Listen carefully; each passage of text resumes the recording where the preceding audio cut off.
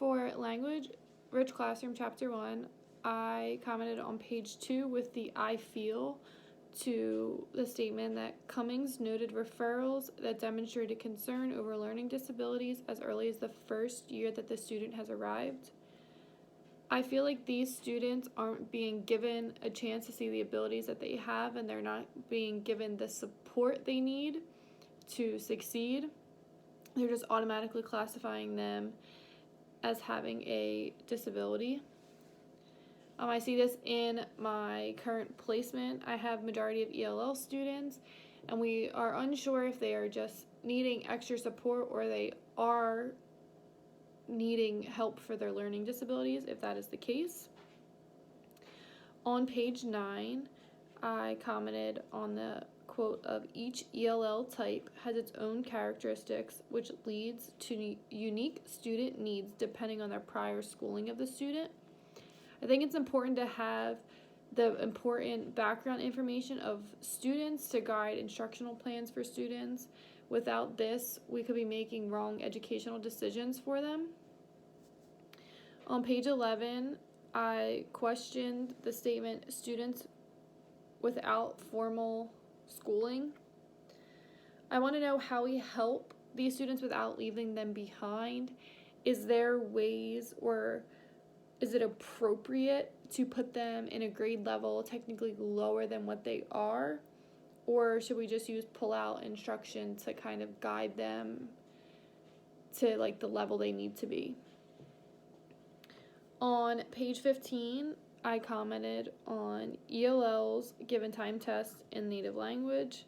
I was surprised at this because I would have thought that students would perform better in their native language, but then after going into my placement, I realized that most of these ELL students in my placement are native speakers of Spanish, but they can't read or write in Spanish, nor can they read or write in English. So it wouldn't be fair to give them a test in their native language knowing that they can't even read or write that. So we have to figure out what to do from there. On page 18, I was surprised at the fact other ELLs have arrived with adequate prior schooling but are placed in programs where they never really have a fair shot at success. They don't receive meaningful or targeted instruction.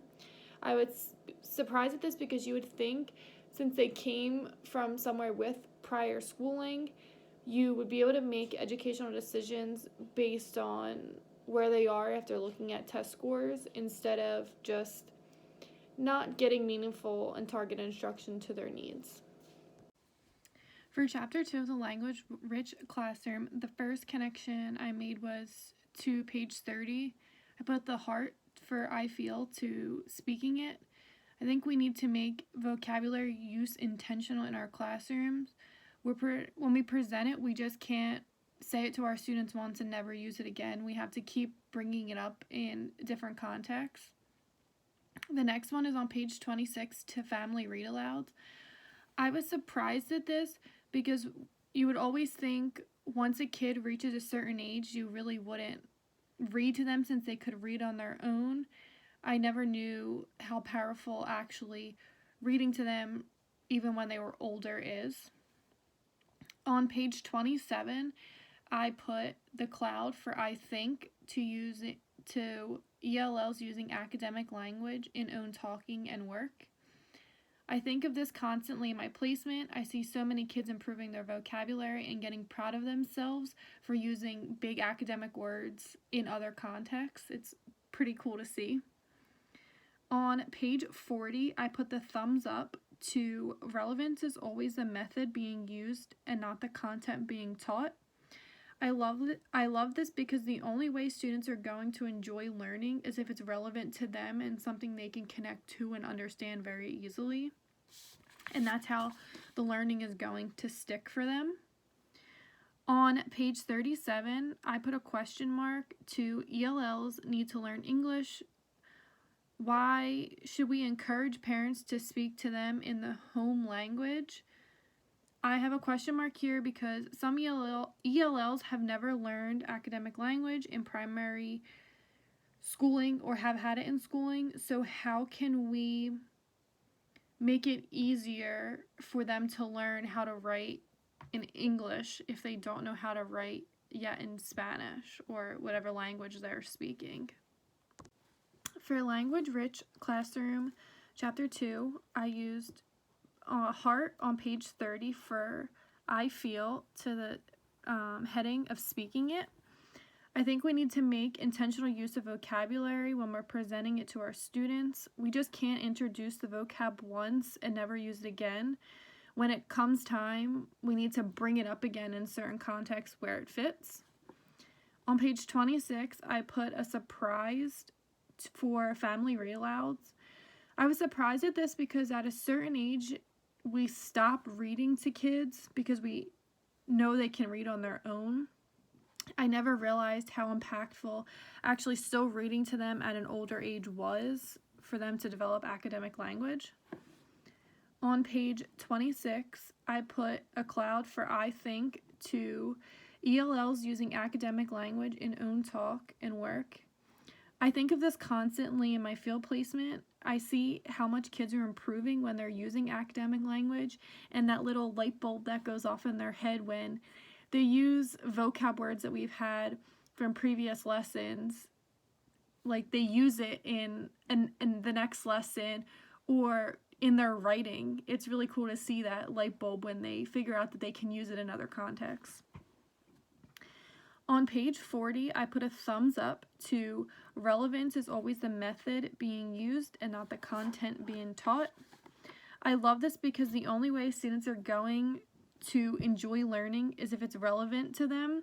That's how it sticks, if they have that connection and can bring in background information. If it's not really relevant to them, they forget about it, and halfway through the lesson, they're checked out and don't want to pay attention. On page 37, I put a question mark to ELLs need to learn English. Why encourage parents to speak to them in the home language? I have a question mark because some ELLs have never learned academic language in their primary language. So how do we transition them into learning these academic language in their second language? How do we build up their primary language and still teach them the second language without them being very confused? For Language Rich Classroom, Chapter 3, I have a surprised image for page 45 where it says, when ELLs leave the ESL program, performance becomes stagnant and slips. This surprised me because you would think that their homeroom teacher would keep continuing to support what they had done in the ESL program, knowing that that skill is never going to be something that's going to be absolutely perfect, that they're always going to need just a little bit of support as they grow older, because as they grow older, things are getting harder and they might not understand, and that's where that support needs to come in. On page 46, I put a heart to found poems. I feel like this is a great way for them to use vocab to highlight the important ideas. It's building their academic language, their comprehension, and their confidence for learning when they can pull out those key words and make a poem and be able to tell you through that poem what they just learned about. On page 56, I put a thumbs up for guided reading. I like guided reading because students can take the time to go back and reread if they don't understand something, and it's also good to have them read it twice to get that full comprehension. You can ask them questions, you can pull out pieces that you may see them having trouble with and help build up that comprehension skill so they understand skills that they can use later on. On page 54, I put a thumbs up to responding to headings. I like this. I put a heart for I like this because it helps them pull out the key details. I've used this in my placement to help students pull out information they need and to show them that some of the information isn't important. I've always helped them turn their headings into questions and ask them those questions and to see if they really comprehended it and can pull out that main idea. On page 71, I put a cloud for I think for self-efficacy. I think we need to place strong emphasis on the effort and strategy students use, not just saying you're smart. we need to allow them to see that it's more about the strategies they use to get there than them just being smart. They're smart because they have figured out these strategies and figured out a pattern to get to where they are. For Language Rich Classroom, Chapter 4, on page 86, I put a heart for I feel next to properly channeled empathy. I feel it's important to not just feel bad and give ELLs simpler, easier work or ask them simpler questions. Challenging the higher order thinking is going to engage and motivate them to learn.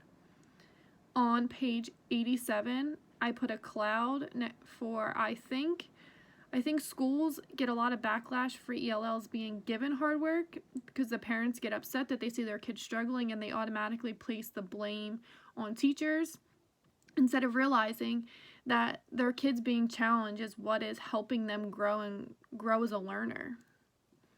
On page 89, I put a thumbs up to rippling. I think rippling is a great way to give ELLs time to process the content, and it's also giving them a way to see it from all different perspectives. And I think adding in that wait time is a great way for them to actually have the chance to participate in class and not just the first person who raised their hand answer. It actually gives them time to think about what they want to say and bring in background information that could be very, very useful to the topic. On page 92, I put a heart for I feel next to key rings and podiums. I feel like this is a great way to practice accountability and learning and a great way to develop communication skills. Students also have the chance to practice public speaking. They can get up in front of their class and not have those nerves of standing in front of a bunch of people to present. On page 96, I put a thumbs up for wait time.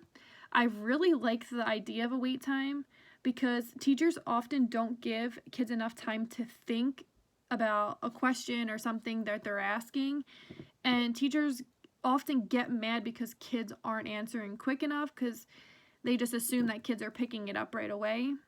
I like that we're giving them time to let their brains process it. Yeah, we can't give them a full 20 minutes to think about it, but giving them a good few seconds, 5 minutes, is a great way for them to understand and process and even bring out questions that they have about that topic. For TPT Chapter 1, I put a cloud for I think on page 6 next to listening objects. As a student, I hate when professors just sit there and lecture because you check out, you don't really pay attention, and that's often when you miss the most important content. And I think turning kids into listening objects is not the best thing in the world. They need that whole body experience. They need to do things that are hands-on. They need to be getting out of their seats. They can't just be sitting there. That's when they get antsy, they start fidgeting, they start distracting others. They need that chance to get all their jitters out and just engage their brain in something that's going to be fun, because at that age, they're not thinking school is very fun. So just engaging them through TPTs or letting them get up, giving a go noodle is a great way to not make your class just a lecture and have listening objects just sitting there. On page 8, I put a thumbs up for making a difference. I like this because being a teacher means changing and impacting the lives of students, and you're there to help them see the importance in learning and help them grow a responsibility in learning. You're there to be their number one fan and help push them along, not always have a negative attitude about them and help them see that they have potential. On page 9, I put a cloud for evidence of participation. I think we need the whole body experience so students don't check out. They actually take in the materials when they're participating in that hands-on learning, and that's when we're going to get the best results. On page 3, I put a heart for I feel like the beach ball activity is a good idea in certain circumstances. If you're calling on different students each time, that's a good thing. You're not always hearing the same responses from the same students. But I also think we need to make it a whole body experience. They can't just be sitting in their chairs. They need the time to get up and move, have them switch spaces in the room, throw the ball once, and then say everybody scramble and have everyone move to a different spot in the room. It's going to make it fun, and they're going to have more of an impact from the activity than just sitting in their seats. On page 5, I put surprised. I'm surprised that students in schools who use TPTs outperform those who don't. I never really heard of TPTs before I came to Millersville, and I never realized that they were like an actual thing. I've always done them in my school, like when I was younger, but I just thought that was something that teachers always did. I never realized they were under this big category, and they were fun ways to be learning.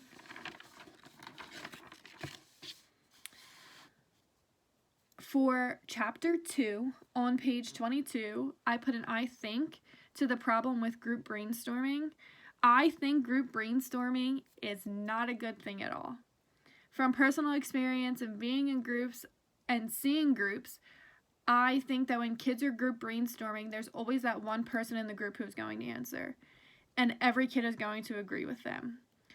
If they're not individually brainstorming, they're not fully engaging in the topic because they're just sitting there and being lazy. On page 23, I was surprised at calling on kids is the last thing you should do. Growing up and just in general in teaching, you always call on a student when you see students aren't paying attention, when you just want an answer and you know that kids are engaged, you just automatically call on them. So how can we make just randomly calling on a student better than what TPT has made it out to be? On page 25, I put a thumbs up for when students shine. I like this because it creates the spark in learning, and you see how excited kids get when they finally understand. In my placement, I just recently had one of these experiences, and a student had that biggest light bulb moment, and it made my heart so happy. He is an ELL student who can barely read or write in English, and we were doing an activity, and he just read me the question, and I just looked at him, and I was like, "You just read!" And he wasn't proud of himself at first, but then as he kept going on, he continued, and he was able to read the next question too, and he started to get that excitement in himself, and it was just cute. On page 27, I put a heart for I feel to ensuring higher order thinking builds academic confidence. I feel like this is how we get children motivated because they see their brain is capable of hard things, and it connects to that spark in learning. And just like in that experience I've just had in my field placement, this kid now has academic confidence. He always participates. He's always willing to sound out a word, to try. He actually tries to write now and would prefer to write than having the teacher write half of it and him write the rest. On page 15, I put a cloud for I think to ensuring higher order thinking. And this specifically talks about getting lost in the learning. I think it's so important for kids to get lost in learning because that's when it's going to have the most powerful impact. If students aren't wanting to know more, then that's when we know that the topic doesn't mean much to them and there's no relevance to them.